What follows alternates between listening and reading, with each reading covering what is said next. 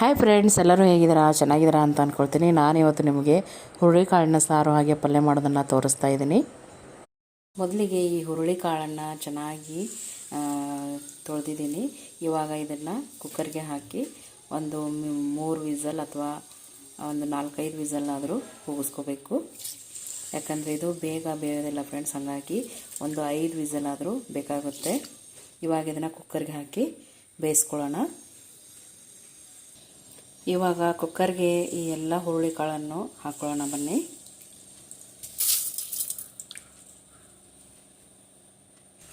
ಇವಾಗ ಎಲ್ಲ ಹುರುಳಿಕಾಳನ್ನು ನಾನು ಹಾಕಿದ್ದೀನಿ. ಇದಕ್ಕೆ ಎಷ್ಟು ಬೇಕು ಅಷ್ಟು ನೀರನ್ನು ಹಾಕ್ಕೊಳ್ಳೋಣ.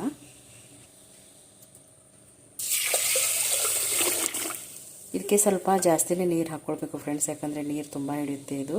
ಹಾಗಾಗಿ ಒಂದು 5 ವಿಸಲ್ ಆದರೂ ಕೂಗಿಸ್ಕೊಳ್ಳೋದ್ರಿಂದ ಸ್ವಲ್ಪ ಜಾಸ್ತಿ ನೀರು ಹಾಕಿದರೆ ನಮಗೆ ಕಟ್ಟು ಜಾಸ್ತಿ ಸಿಗುತ್ತೆ. ಹುರುಳಿ ಕಟ್ಟಿನ ಸಾರು ಅಂದರೆ ಕಟ್ಟು ಜಾಸ್ತಿ ಇದ್ರೇ ಸಾಂಬಾರು ಚೆನ್ನಾಗುತ್ತೆ. ಹಾಗಾಗಿ ಸ್ವಲ್ಪ ನೀರನ್ನು ಜಾಸ್ತಿನೇ ಹಾಕ್ಕೊಳ್ಳೋಣ. ಇಷ್ಟು ನೀರಾದರೆ ಸಾಕು ಫ್ರೆಂಡ್ಸ್. ಇವಾಗ ಇದಕ್ಕೆ ಸ್ವಲ್ಪ ಎಣ್ಣೆಯನ್ನು ಹಾಕ್ಕೊಂಡು ಬೇಯಲಿಕ್ಕೆ ಇಡೋಣ. ಇವಾಗ ಬೇಯಲಿಕ್ಕೆ ಇಟ್ಟಿದ್ದೀನಿ. ಅದು ಒಂದು 5 ವಿಸಲ್ ಆಗಲಿ ಫ್ರೆಂಡ್ಸ್. ಆಮೇಲೆ ಮುಂದಿನ ಪ್ರೊಸೆಸ್ಗೆ ಹೋಗೋಣ. ಸಾಂಬಾರು ಮಾಡಲಿಕ್ಕೆ ಹಾಗೆ ಪಲ್ಯ ಮಾಡಲಿಕ್ಕೆ ಏನೇನು ಸಾಮಗ್ರಿ ತೊಗೊಂಡಿದ್ದೀನಿ ಅನ್ನೋದನ್ನು ಒಂದೊಂದಾಗಿ ತೋರಿಸ್ತಾ ಹೋಗ್ತೀನಿ ನೋಡಿ. ಇದಕ್ಕೆ ಇವಾಗ 1-2 ಈರುಳ್ಳಿಯನ್ನು ತೊಗೊಂಡಿದ್ದೀನಿ. ಇದು ಒಂದು ಸಾರಿಗೆ ಹಾಗೆ ಒಂದು ಪಲ್ಯಕ್ಕಾಗುತ್ತೆ ಅಂತ. ಹಾಗೆ ಒಂದು ಸಾಂಬಾರಿಗೆ ಒಂದು ಟೊಮೆಟೊ, ಸಣ್ಣ ಟೊಮೆಟೊನ ತೊಗೊಂಡಿದ್ದೀನಿ. ಒಂದು ಬೆಳ್ಳುಳ್ಳಿಯನ್ನು ತೊಗೊಂಡಿದ್ದೀನಿ. ಹಾಗೆ ಸ್ವಲ್ಪ ಕೊಬ್ಬರಿ ತೊಗೊಂಡಿದ್ದೀನಿ. ಸ್ವಲ್ಪ ಕೊತ್ತಂಬರಿ ಸೊಪ್ಪನ್ನು ತೊಗೊಂಡಿದ್ದೀನಿ. ಹಾಗೆ ಸ್ವಲ್ಪ ಕರಿಬೇವನ್ನು ತೊಗೊಂಡಿದ್ದೀನಿ. ಹಾಗೆ ಇದು ಕೊತ್ತಂಬರಿ ಬೀಜ, ಧನಿಯಾ ಅಂತಿರಲ್ಲ, ಧನಿಯಾ ತೊಗೊಂಡಿದ್ದೀನಿ. ಸ್ವಲ್ಪ ಒಂದು ನಿಂಬೆಹಣ್ಣು ಗಾತ್ರಕ್ಕಿಂತ ಸ್ವಲ್ಪ ಜಾಸ್ತಿನೇ ಹುಣಸೆಹಣ್ಣನ್ನು ತೊಗೊಂಡಿದ್ದೀನಿ. ಸಾಂಬಾರಿಗೆ ಹುಣಸೆಹಣ್ಣು ನೀರು ಹಾಕಿದರೆ ತುಂಬ ಚೆನ್ನಾಗಿ ಬರುತ್ತೆ ಸಾಂಬಾರು. ಅದರಲ್ಲಿ ಈ ಹುರುಳಿ ಕಟ್ಟಿನ ಸಾರಿಗೆ ಹುಳಿ ಜಾಸ್ತಿ ಇದ್ರೇ ಚೆನ್ನಾಗುತ್ತೆ. ಹಾಗೆ ಸ್ವಲ್ಪ ಹಿಂಗನ್ನು ತೊಗೊಂಡಿದ್ದೀನಿ. ಇವಾಗ ಇದನ್ನೆಲ್ಲ ಕಟ್ ಮಾಡಿಕೊಂಡು ನಾವು ಫ್ರೈ ಮಾಡ್ಕೊಳ್ಬೇಕು ಫ್ರೆಂಡ್ಸ್ ಸಾಂಬಾರಿಗೆ. ಈ ಒಂದು ಈರುಳ್ಳಿಯನ್ನು ಪಲ್ಯಗೆ ಅಂಥೇಳಿ ಕಟ್ ಮಾಡಿ ತೆಗೆದಿಟ್ಕೊಂಡು ಉಳಿದಿರೋದನ್ನೆಲ್ಲ ಕಟ್ ಮಾಡಿ ಸಾಂಬಾರಿಗೆ ಚೆನ್ನಾಗಿ ಫ್ರೈ ಮಾಡ್ಕೋಬೇಕು. ಫ್ರೈ ಮಾಡ್ಕೊಂಡು ಇದನ್ನು ರುಬ್ಬಿ ಇದೇನು ಬೆಂದಿರುತ್ತಲ್ಲ ಹುರುಳಿ ಕಟ್ಟಿನ ಸಾರು, ಅದಕ್ಕೆ ಹಾಕಲಿಕ್ಕೆ ಇದನ್ನು ಪೇಸ್ಟ್ ಮಾಡ್ಕೋಬೇಕು ಸಣ್ಣದಾಗಿ. ಅದನ್ನು ಮುಂದೆ ಹೇಗೆ ಮಾಡ್ತೀನಿ ಅನ್ನೋದನ್ನು ನಾನು ನಿಮಗೆ ತೋರಿಸ್ತಾ ಹೋಗ್ತೀನಿ ನೋಡಿ. ಇವಾಗ ಒಂದು ಬಾಳಿಗೆಯನ್ನು ಇಟ್ಕೊಂಡಿದ್ದೀನಿ. ಇದಕ್ಕೆ ಸ್ವಲ್ಪ ಎಣ್ಣೆಯನ್ನು ಹಾಕ್ಕೊಳ್ಳೋಣ.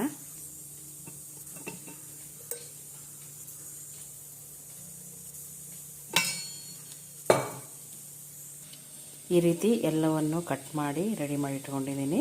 ಇವಾಗ ಇದನ್ನು ಒಂದೊಂದೇ ಹಾಕಿ ಫ್ರೈ ಮಾಡ್ಕೊಳ್ಳೋಣ. ಮೊದಲಿಗೆ ಸ್ವಲ್ಪ ಜೀರಿಗೆಯನ್ನು ಹಾಕ್ಕೊಳ್ಳೋಣ.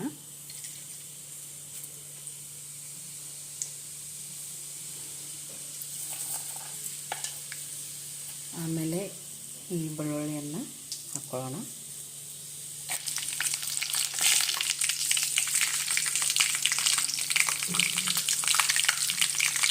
ಹಾಗೆ ಈರುಳ್ಳಿಯನ್ನು ಸೇರಿಸ್ಕೊಳ್ಳೋಣ.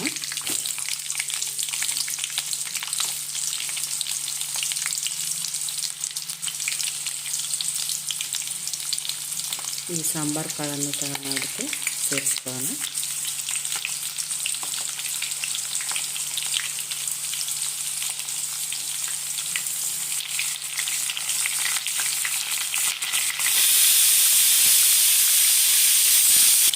ಇದನ್ನು ಚೆನ್ನಾಗಿ ಒಂದ್ಸಲ ಫ್ರೈ ಮಾಡ್ಕೊಳ್ಳೋಣ.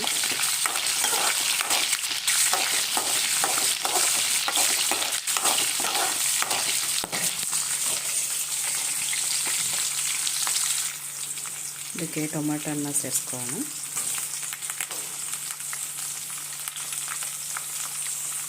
ಹಾಗೆ ಈ ಕೊಬ್ಬರಿ ಏನಿದೆ ಇದನ್ನು ಸಹ ನಾವು ಸೇರಿಕೊಂಡು ಫ್ರೈ ಮಾಡ್ಕೋಬೇಕು. ಚೆನ್ನಾಗಿ ಒಂದು 10 ನಿಮಿಷ ಮೆತ್ತಗಾಗುವವರೆಗೂ ಫ್ರೈ ಮಾಡ್ಕೋಬೇಕು ಫ್ರೆಂಡ್ಸ್. ಇದನ್ನು ಇಲ್ಲಿ ಕುಕ್ಕರ್ ಸಿಟಿ ಆಗ್ತಾಯಿದೆ, ಅಲ್ಲಿವರೆಗೂ ನಾವು ಇದನ್ನು ಚೆನ್ನಾಗಿ ಫ್ರೈ ಮಾಡ್ಕೊಳ್ಳೋಣ. ಹೈ ಫ್ಲೇಮಲ್ಲೇ ಇಟ್ಟು ಚೆನ್ನಾಗಿ ಫ್ರೈ ಮಾಡ್ಕೊಳ್ಳಿ ಈ ರೀತಿ. ಇದೆಲ್ಲ ಚೆನ್ನಾಗಿ ಫ್ರೈ ಆಗಿ ತಣ್ಣಗಾದ ಮೇಲೆ ರುಬ್ಕೊಳ್ಬೇಕು ಫ್ರೆಂಡ್ಸ್. ಇಲ್ಲಿ ನಾವೇನು ಕೊತ್ತಂಬರಿ ಸೊಪ್ಪು ಇಟ್ಟಿದ್ವಲ್ಲ ಇದರಲ್ಲಿ ಒಂದು ಅರ್ಧ ಸಾಂಬಾರಿಗೆ ಹಾಕ್ಲಿಕ್ಕೆ ಇಟ್ಕೊಂಡು ಒಂದು ಅರ್ಧವನ್ನು ರುಬ್ಲಿಕ್ಕೆ ಹಾಕ್ಕೊಳ್ಳೋಣ. ಇದು ಚೆನ್ನಾಗಿ ಬೇಯಲಿ ಫ್ರೆಂಡ್ಸ್. ಆಮೇಲೆ ಇದನ್ನು ತಣ್ಣಗಾದ್ಮೇಲೆ ನಾನು ರುಬ್ಕೊಂಡು ಪೇಸ್ಟ್ ಮಾಡ್ಕೊಂಡು ಬರ್ತೀನಿ. ನೋಡಿ ಫ್ರೆಂಡ್ಸ್, ಇಷ್ಟಾದರೆ ಸಾಕು. ಎಷ್ಟು ಮೆತ್ತಗಾಗಬೇಕದು. ಇವಾಗ ಇದು ತಣ್ಣಗಾಗಲಿ.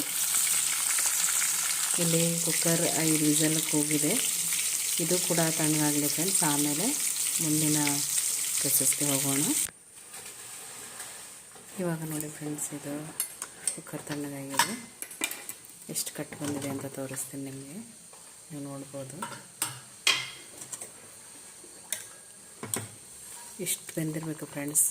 ಈ ರೀತಿ ಅದು ಒಂದು ಮೆತ್ತಗೆ ಆಗಿರಬೇಕು, ಅಂದರೆ ಪಲ್ಯನೂ ಟೇಸ್ಟ್ ಆಗುತ್ತೆ, ಸಾಂಬಾರು ತುಂಬ ಚೆನ್ನಾಗುತ್ತೆ. ಇವಾಗ ಇದನ್ನು ಒಂದು ಸ್ಟ್ರೈನರಲ್ಲಿ ಕಟ್ಟು ಹಾಗೆ ಕಾಳನ್ನು ಬೇರ್ಪಡಿಸೋಣ.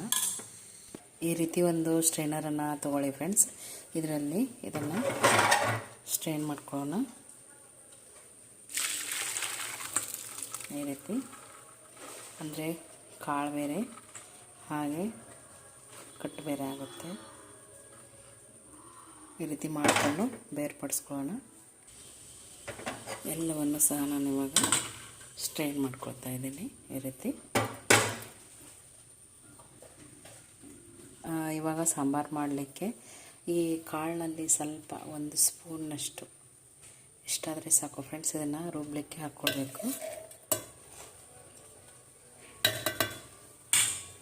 ಇದ್ರ ಜೊತೆ ಏನು ನಾವು ಮಸಾಲೆ ಫ್ರೈ ಮಾಡ್ಕೊಂಡಿದ್ದೀವಲ್ಲ ಅದನ್ನು ಸೇರಿಸಿ ರುಬ್ಕೊಂಬರ್ತೀನಿ. ಆಮೇಲೆ ಸಿಗ್ತೀನಿ ನಿಮಗೆ. ಎಷ್ಟು ನುಣ್ಣಗಾದರೆ ಸಾಕು ಫ್ರೆಂಡ್ಸ್ ಅದು. ಇವಾಗ ಇದು ಇಷ್ಟು ಕಟ್ಟು ಉಳಿದಿದೆಯಲ್ಲ, ಇದನ್ನು ಕುಕ್ಕರ್ಗೆ ಹಾಕಿ ಅದ್ರ ಜೊತೆಗೆ ಹುಣಸೆ ಹಣ್ಣನ್ನು ಅದಕ್ಕೆ ಹುಣಸೆ ಹಣ್ಣಿನ ರಸವನ್ನು ಅದಕ್ಕೆ ಮಿಕ್ಸ್ ಮಾಡಿ ಒಂದು ಕುದಿ ಬರುವವರೆಗೂ ಕುದಿಸ್ಬೇಕು. ಇವಾಗ ಇಲ್ಲಿ ಕಟ್ಟನ್ನು ಹಾಕ್ಕೊಂಡಿದ್ದೀನಿ, ಹುರುಳಿ ಕಟ್ಟನ್ನು. ಇದಕ್ಕೆ ಈ ಹುಣಸೆ ಹಣ್ಣಿನ ರಸವನ್ನು ನಾನು ಬೇರ್ಪಡಿಸ್ಕೊಂಡಿದ್ದೀನಿ. ಇದನ್ನು ಇವಾಗ ಅದಕ್ಕೆ ಮಿಕ್ಸ್ ಮಾಡೋಣ.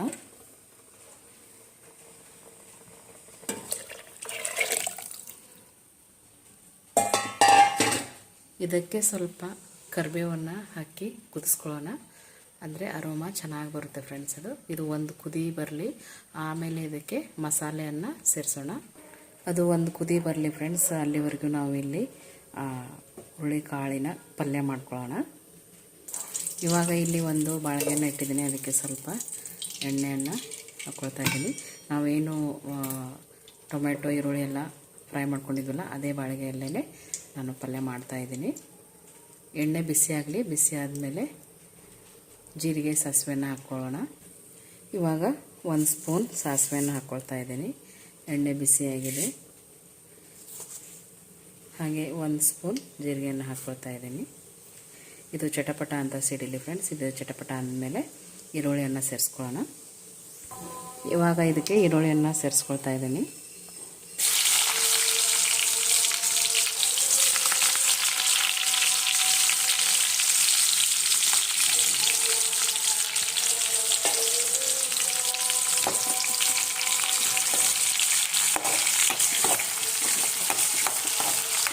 ಚೆನ್ನಾಗಿ ಫ್ರೈ ಆಗಲಿ ಫ್ರೆಂಡ್ಸ್. ಇದು ಫ್ರೈ ಆದಮೇಲೆ ಇದಕ್ಕೆ ಹುರುಳಿ ಕಾಳನ್ನು ಸೇರಿಸ್ಕೊಂಡು ಅದಕ್ಕೆ ಬೇಕಾಗಿರುವಂಥ ಮಸಾಲೆಯನ್ನು ಸೇರಿಸ್ತಾ ಹೋಗೋಣ. ಇವಾಗ ಇದು ಚೆನ್ನಾಗಿ ಫ್ರೈ ಆಗಿದೆ ಫ್ರೆಂಡ್ಸ್. ಇದಕ್ಕೆ ಇವಾಗ ಹುರುಳಿ ಕಾಳನ್ನು ಸೇರಿಸ್ತಾ ಇದ್ದೀನಿ. ಎಲ್ಲ ಹುರುಳಿ ಕಾಳನ್ನು ಸೇರಿಸೋಣ. ಇವಾಗ ಎಲ್ಲ ಹುರುಳಿ ಕಾಳನ್ನು ಸೇರಿಸ್ಕೊಂಡಿದ್ದೀನಿ ಫ್ರೆಂಡ್ಸ್. ಇದನ್ನು ಒಂದ್ಸಲ ಈ ರೀತಿ ಮಿಕ್ಸ್ ಮಾಡಿ ಇದಕ್ಕೆ ಬೇಕಾಗಿರುವಂಥ ಸಾಮಗ್ರಿಗಳನ್ನು ಸೇರಿಸ್ತಾ ಹೋಗೋಣ. ಮೊದಲಿಗೆ ಉಪ್ಪನ್ನು ಹಾಕ್ಕೊಳ್ಳೋಣ. ಇಷ್ಟು ಉಪ್ಪನ್ನು ಹಾಕ್ಕೊಳ್ತಾ ಇದ್ದೀನಿ ಫ್ರೆಂಡ್ಸ್. ಇದಕ್ಕೆ ಹಾಗೆ ಖಾರದ ಪುಡಿಯನ್ನು ಸಹ ಒಂದೆರಡು ಸ್ಪೂನ್ ಖಾರದ ಪುಡಿ ಸೇರಿಸ್ತಾ ಇದ್ದೀನಿ ಫ್ರೆಂಡ್ಸ್. ಇವಾಗ ಇಷ್ಟಾದರೆ ಸಾಕು. ಹಾಗೆ ಇದಕ್ಕೆ ಅರಿಶಿನ ಪುಡಿಯನ್ನು ಸೇರಿಸೋಣ. ಒಂದು ಅರ್ಧ ಟೀ ಸ್ಪೂನ್ ಅರಿಶಿನ ಪುಡಿ ಆದರೆ ಸಾಕು ಫ್ರೆಂಡ್ಸ್. ಇದಕ್ಕೆ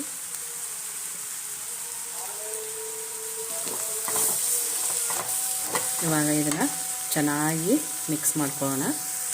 ಇದು ರೆಡಿಯಾಗಿದೆ ಫ್ರೆಂಡ್ಸ್. ಇದಕ್ಕೆ ಇವಾಗ ಕೊತ್ತಂಬರಿ ಸೊಪ್ಪನ್ನು ಸೇರಿಸಿ ಮಿಕ್ಸ್ ಮಾಡಿ ಒಂದು 5 ನಿಮಿಷ ಮುಚ್ಚಿಟ್ಟು ಲೋ ಫ್ಲೇಮಲ್ಲಿ ಸ್ವಲ್ಪ ಬೇಯಿಸಿದರೆ ಸಾಕು. ಪಲ್ಯ ರೆಡಿ ಆಯಿತು. ಸೂಪರಾಗಿರೋ ಪಲ್ಯ ಇದು. ಅಕ್ಕಿ ರೊಟ್ಟಿಗೆ, ಚಪಾತಿಗೆ, ಜೋಳದ ರೊಟ್ಟಿಗೆ ಸೂಪರ್ ಕಾಂಬಿನೇಷನ್ ಅಂತಲೇ ಹೇಳ್ಬೋದು. ಇವಾಗ ಸಾಂಬಾರು ಮಾಡೋದು ಹೇಗೆ ಅನ್ನೋದನ್ನು ನೋಡ್ತಾ ಹೋಗೋಣ ಬನ್ನಿ. ಈ ರೀತಿ ಕುದೀತಾ ಇರಬೇಕು ಫ್ರೆಂಡ್ಸ್. ಅದು ಕಟ್ಟು ಹಾಗೆ ಹೋಳಿ ಈ ರೀತಿ ಕುದೀತಾ ಇರುವಾಗ ಇವಾಗ ಮಸಾಲೆಯನ್ನು ಸೇರಿಸೋಣ.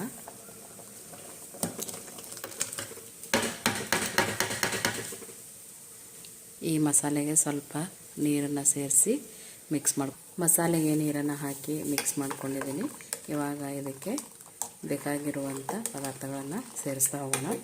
ಮೊದಲಿಗೆ ಉಪ್ಪನ್ನು ಸೇರಿಸೋಣ ಫ್ರೆಂಡ್ಸ್. ಉಪ್ಪು ಮಾತ್ರ ಮರಿಬಾರ್ದು. ರುಚಿಗೆ ತಕ್ಕಷ್ಟು ಉಪ್ಪನ್ನು ಸೇರಿಸ್ಕೊಳ್ತಾ ಇದ್ದೀನಿ. ಆಮೇಲೆ ಬೇಕಂದರೆ ನೀವು ಮತ್ತೆ ಸೇರಿಸ್ಕೋಬೋದು. ಹಾಗೆ ಸ್ವಲ್ಪ ಖಾರದ ಪುಡಿಯನ್ನು ಸೇರಿಸ್ಕೊಳ್ಳೋಣ.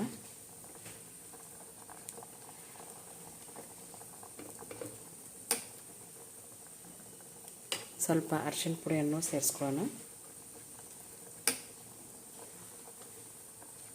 ಚೆನ್ನಾಗಿ ಒಂದ್ಸಲ ಮಿಕ್ಸ್ ಮಾಡ್ಕೊಳ್ಳೋಣ ಫ್ರೆಂಡ್ಸ್ ಇದನ್ನೆಲ್ಲ. ಹಾಗೆ ಇದಕ್ಕೆ ಒಂದು ದೊಡ್ಡ ಸ್ಪೂನಷ್ಟು ಸಾಂಬಾರು ಪೌಡ್ರನ್ನು ಸೇರಿಸ್ಕೊಳ್ತೀನಿ. ಒಂದು ದೊಡ್ಡ ಸ್ಪೂನಷ್ಟು ಸಾಂಬಾರು ಪೌಡ್ರನ್ನ ಸೇರಿಸ್ಕೊಳ್ಳೋಣ. ಇದೆಲ್ಲ ಹಾಕಿ ಒಂದು ಕುದಿಯನ್ನು ಕುದಿಸ್ಕೊಳ್ಳೋಣ ಫ್ರೆಂಡ್ಸ್. ಇದೊಂದು ಕುದಿ ಬರಲಿ. ಇದು ಕುದಿ ಬರ್ತಾಯಿದೆ ಫ್ರೆಂಡ್ಸ್. ಇದಕ್ಕೆ ಇವಾಗ ಸ್ವಲ್ಪ ಬೆಲ್ಲವನ್ನು ಸೇರಿಸ್ಕೊಳ್ಳೋಣ. ಇಷ್ಟ ಇಲ್ಲ ಅನ್ನೋರು ಸ್ಕಿಪ್ ಮಾಡ್ಬೋದು.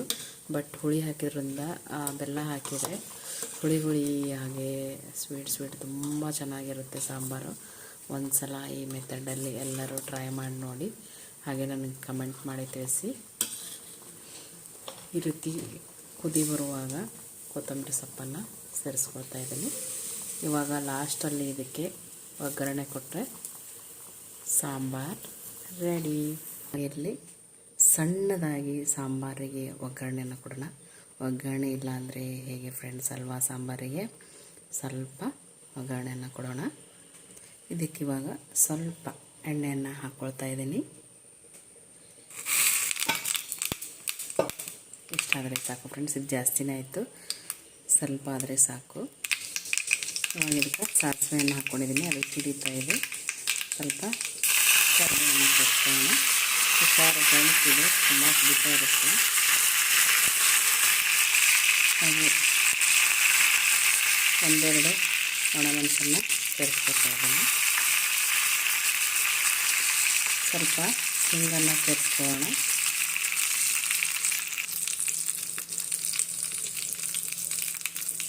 ಸ್ವಲ್ಪ ಆದರೆ ಸಾಕು ಫ್ರೆಂಡ್ಸ್. ಅದು ಇವಾಗ ಒಗ್ಗರಣೆ ರೆಡಿಯಾಗಿದೆ. ಇದನ್ನು ಸಾಂಬಾರಿಗೆ ಸೇರಿಸ್ಕೊಳ್ಳೋಣ. ಸಾಂಬಾರು ಚೆನ್ನಾಗಿ ಕುದೀತಾ ಇದೆ.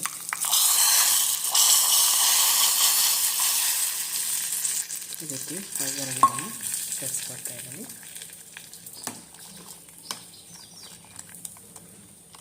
ಒಂದು ಸಲ ಟೇಸ್ಟ್ ಮಾಡಿ ನೋಡಿ ಫ್ರೆಂಡ್ಸ್. ಉಪ್ಪು, ಖಾರ, ಹುಳಿ ಏನಾದರೂ ಕಡಿಮೆ ಇದ್ದರೆ ನೀವು ಮತ್ತೆ ಸೇರಿಸ್ಕೋಬೋದು.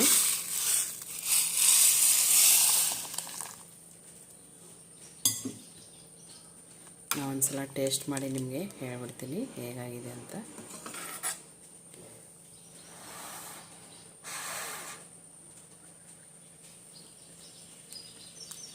Super friends. ಇದಕ್ಕೆ ಏನು ಹಾಕೋದು ಬೇಡ, ಅಷ್ಟು ಚೆನ್ನಾಗಿದೆ. ನಮ್ಮ ಎಫರ್ಟ್ಗೆ ನಿಮ್ಮ ಸಪೋರ್ಟ್ ಇರಲಿ. ದಯವಿಟ್ಟು ಪ್ರತಿಯೊಬ್ಬರು ಈ ವಿಡಿಯೋ ಸ್ವಲ್ಪನಾದರೂ ನಿಮ್ಗೆ ಇಷ್ಟ ಆದರೆ ಒಂದು ಲೈಕ್ ಕೊಡಿ. ಹಾಗೆ ಸಬ್ಸ್ಕ್ರೈಬ್ ಮಾಡ್ಕೊಂಡು ನಮ್ಮ ಚಾನಲ್ನ ನೋಡಿ. ನೀವು ಸಬ್ಸ್ಕ್ರೈಬ್ ಮಾಡೋದ್ರಿಂದ ನಮಗೂ ಒಂದು ಖುಷಿ ಆಗುತ್ತೆ. ದಯವಿಟ್ಟು ಪೂರ್ತಿ ವಿಡಿಯೋ ನೋಡಿ ನಮಗೆ ಕಮೆಂಟ್ ಹಾಕಿ. Thanks for watching. Thank you.